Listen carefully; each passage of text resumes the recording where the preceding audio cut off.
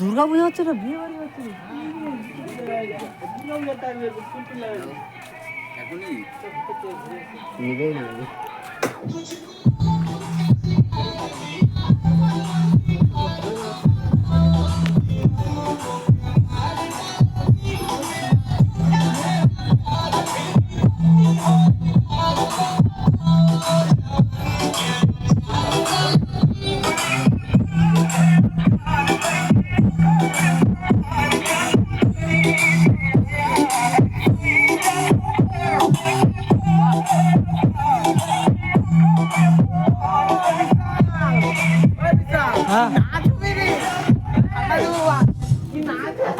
পকোড়া দিয়ে